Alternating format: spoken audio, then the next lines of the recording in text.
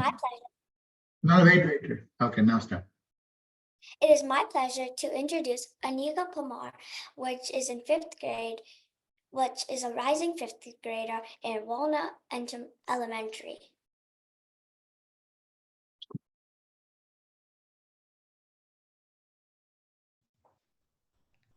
Hi, good evening.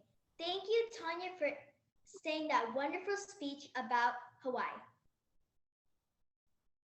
Hello, my name is Aneeka, and today I'll be talking about sculpting. Today, I'll be talking about 3 points: what sculpting is, how to sculpt, and my crazy story about sculpting. Before I start my first point, let me tell you a quick joke.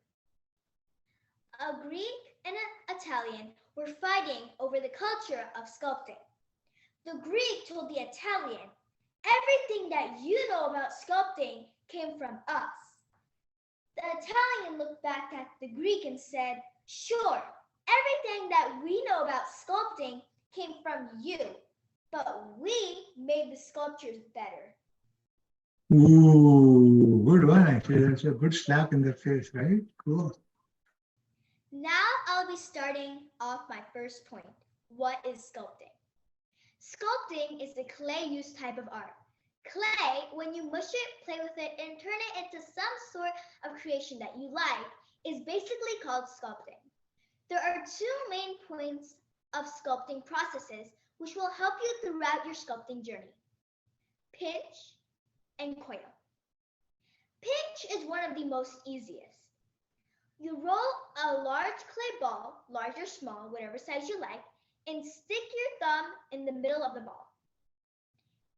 Then, as like the name, pinch, is you pinch around that clay ball until it glots like into a round cup shape.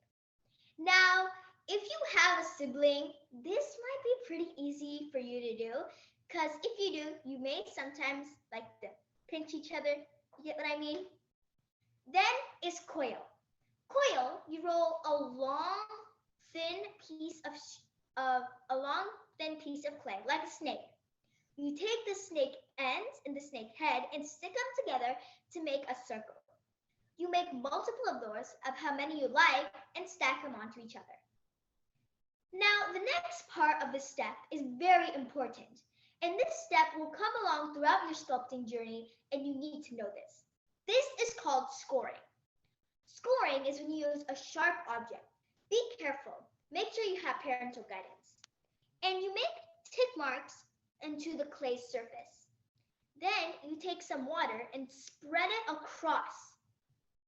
Then you take whatever you're putting on top and put it and score the bottom. Do the same process and stick them onto each other. Then you do it multiple times till you get the height that you want.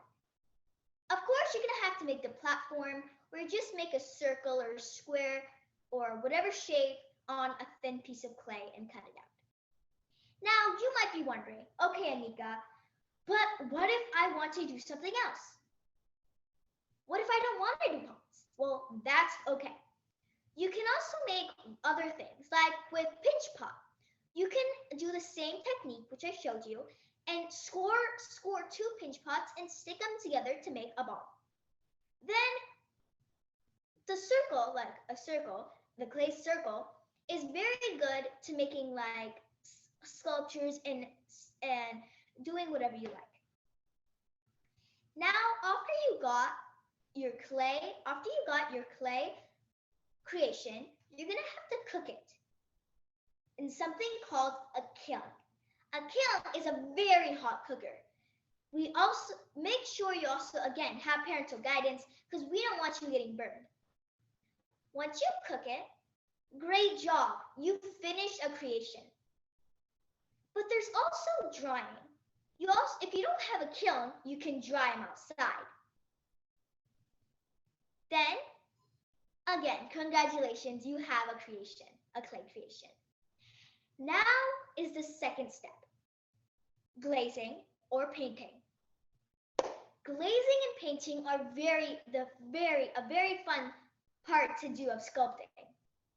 When you sculpt, After you finish cooking or drying, you get to paint or glaze.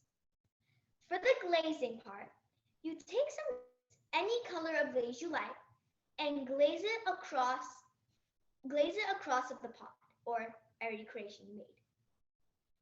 Then the difference between glaze and paint is glaze has afterglaze, which is a very shiny coat. Once your glaze dries, then you put on the afterglaze and let it to dry, and then you have to cook it again into the kiln. With painting, you can use your creation and just take paint and paint it across, let it dry outside. You're good to go. If you're doing glaze and you cook it, you have to wait for a day. Then the glaze will be done. Then you take it out and congratulations, you finished a sculpture. Now I'll be moving on to my second topic, how to sculpt. Now I'll be giving you a few tips to help you throughout your sculpting process. First is making sure your sculpture is hollow. Now, I have seen some videos about people not making sure their sculpture is hollow. They put their creation into the kiln. 2 minutes later, explosion.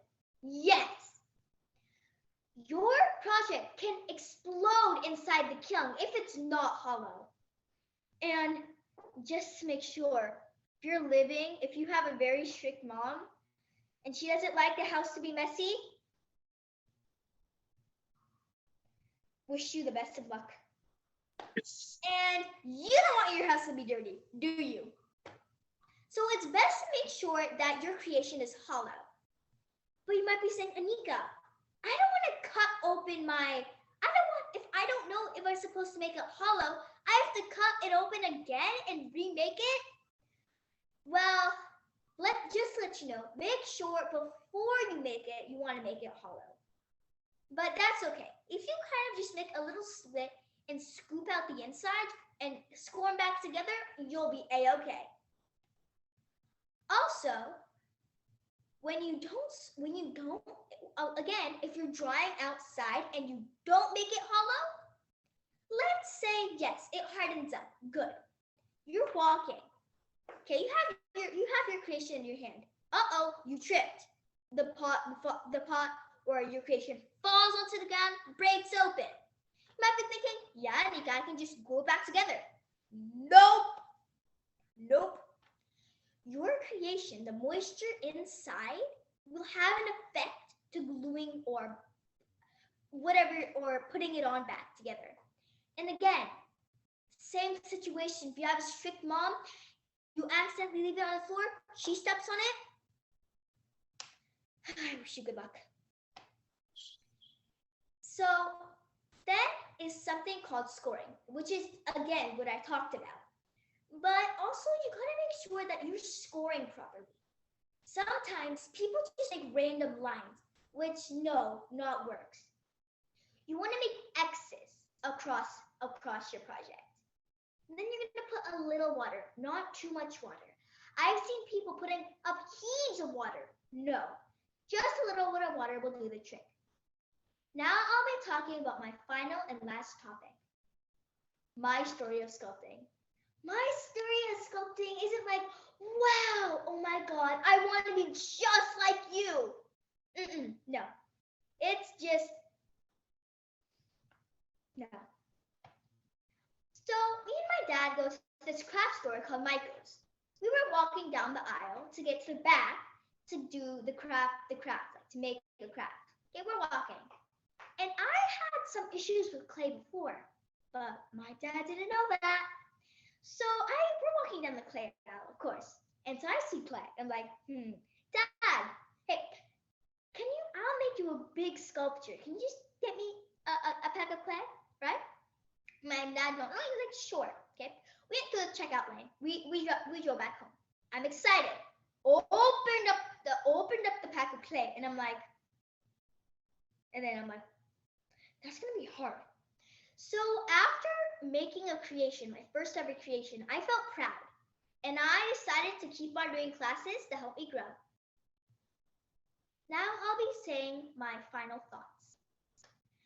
Sculpting is something that I really like and something I enjoy. But it's a hobby, and you don't have to enjoy that too. But like I like to focus on what I do, you focus on what you enjoy. Today we covered how to sculpt, how, how to sculpt, my story of sculpting, and tips about sculpting. Thank you for listening to my speech. Yeah, beta.